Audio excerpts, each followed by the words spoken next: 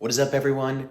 I'm really excited because something I've been excited to come out since last year has finally come out, and I got it pre-ordered for my birthday, and it just came in today, and that is the Green Lantern and Green Arrow Hard Traveling Heroes Omnibus. And let me just say, I'm pretty hyped to read this. I'm pretty sure it takes place directly after the Silver Age Omnibus Volume 2, if I remember correctly. So if you're looking to continue that, I'm pretty sure this comes right after it. Also, yeah, sorry the setup for my camera isn't the same. I just got a new phone and I don't have a pop socket to prop it up on this monitor, but also this phone, got a lot of pet peeves with it. I might make a video ranting about it because this thing, better screen and camera is the only upside. The rest of it is all downsides. But anyway, this thing collects Green Lantern Volume 2, 76 through 87, 89 through 123, World's Finest 201, Stories from the Brave and the Bold 100, DC Special Series 1, DC Retroactive Green Lantern, the 70s one, DC Superstar 17, The Flash 217 through 221, 223 through 224, 226 through 228, 230 through 231, 233 through 234, 237 through 238, 240 through 246, Green Lantern the 80th Anniversary 100-page Super Spectacular 1, and World Finest Comics 210 and 255. With also nearly 24 never before collected issues. So that's gonna be pretty cool. Right here, you can see the back of the cover. We have this, we have Hal Jordan being burned by the Green Lantern symbol right there. And then on the front, we have the cover of Green Lantern and Green Arrow screaming at each other and, yanking each other's shirts. If I'm being honest, I am not a fan of this cover. They had a cover listed on the Amazon listing that was much better. Green Lantern and Green Arrow were fighting Sinestro in this cool space background. And this whole Omni is about them being real good friends and heroes that are, fighting evil together. I don't know why they make them. The whole Omni is about friendship between these two guys, and on the cover they're just screaming at each other. I guess DC likes to make their heroes edgy any way they can in any moment, but I'm really not a huge fan of that trend. But you know what? The spine is real nice. Look at that spine. This is definitely one of the coolest spines I've ever seen for an Omni right here.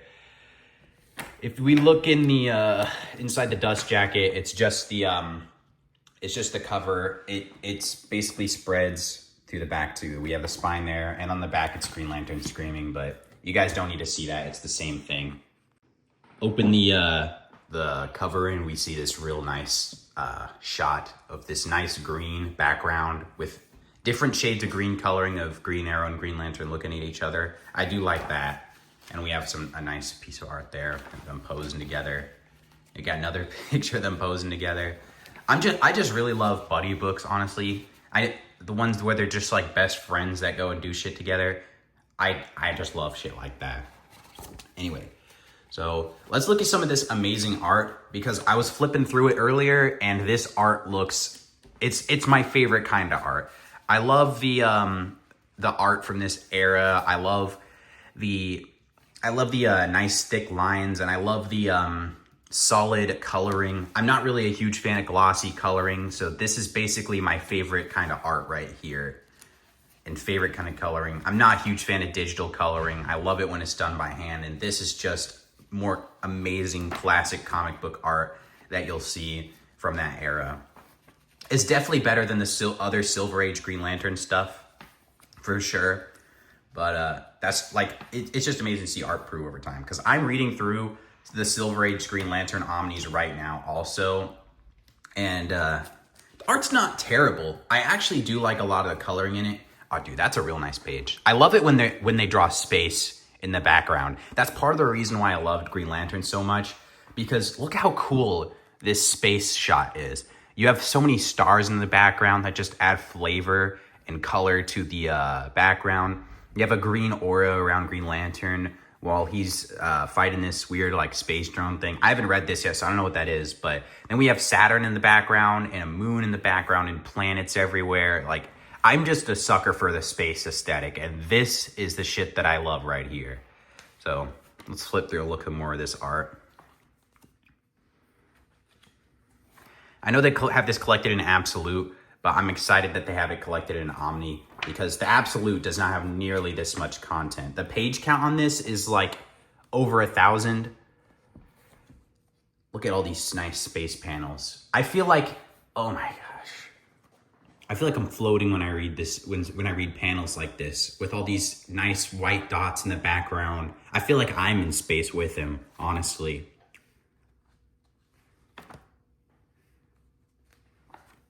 I've never really been much into Green Arrow, personally, but I'm hoping to get into him with this. I did want to get the Longbow Hunter saga, but I mean, you can't buy everything. So I ended up switching it out for something else one of the times when I was making my cart on cheapgraphicnovels.com, but I am hoping to read it eventually because I heard it's really good.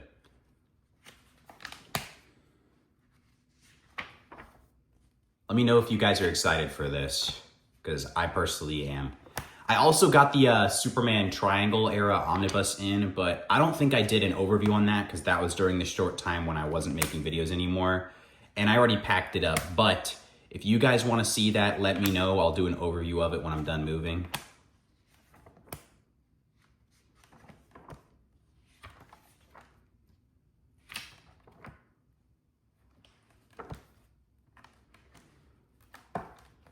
All right, that was all I wanted to show you guys. There's some nice letter pages in the back too. I like reading letter pages sometimes. I remember I was reading the 90s Green Lantern run in single issues because I don't think that's even collected at anything. And it's always nice to read the letter pages to see people like speculating about what's gonna happen next and to see what people thought of the current issue that was coming out. That's always really nice to hear after the fact because I went into the run somewhat blind. I did get spoiled for the Parallax stuff. Not gonna say what happens with Parallax, but I did get spoiled for that. But I got the Kyle Rayner compendium and I wanted to read the stuff leading up to it first before I got to it. So I went to mycomicshop.com and ordered all those single issues. And I think I'm on issue like 35 right now. Anyway, great run, amazing art so far. I love the Mosaic arc too, really amazing. One more thing I'd like to say about this cover that I'm also not really a huge fan of is this green and blue, not really spiral, but it's like these layered circles in the background. It's kind of assaulting onto the eyes, almost a bit too overstimulating for me, honestly. I mean, like, I'm just looking at a piece of artwork. Like, obviously it's not overstimulating in the traditional sense, but it makes the art look too busy and all over the place, in my opinion. I think a solid background or a drawn background, like a solid color background or background where they drew an actual background would have been much better personally. Not gonna hate on someone else's art though. The actual art piece is good. I just prefer for them to be friendly on the cover. I'm sure this is definitely this is definitely a cover from some sort of issue where their ideals are clashing on how to handle a situation or something, but like I said, you know, I like it when they're best friends, so, you know, I would prefer the other cover. Before I send off this video, I'd like to share a hot take that I have that I don't see a lot of people saying, and that is on the Flash. I personally think that his powers are some of the most boring out of any superhero. Not necessarily because I hate his character. I know a lot of people are fans of who he is as a person. I'm not gonna hate on him for that, but the fact that his powers just being fast is pretty boring considering almost every single superhero is really fast. I could name like probably 20 off the top of my head who are extremely fast. So the fact that his powers just being faster, not really interesting in my opinion. Just seems kind of whatever. I personally could never have someone like that as my favorite hero. Not necessarily because I think he's a boring character, just because I think his powers are boring. Let me know what y'all think of the Flash, because I know that's an unpopular opinion. I only bring it up because the Flash and Green Lantern collab a lot, especially in the Silver Age stuff that I was reading. So, you know, just figured I'd see him a lot more in this because I saw him in the omnibus and I was flipping through it just now. Anyway, that's all I had to say about this Omni. Excuse my bedhead, and also speak out against any censoring you see on YouTube because I hate that shit. See ya.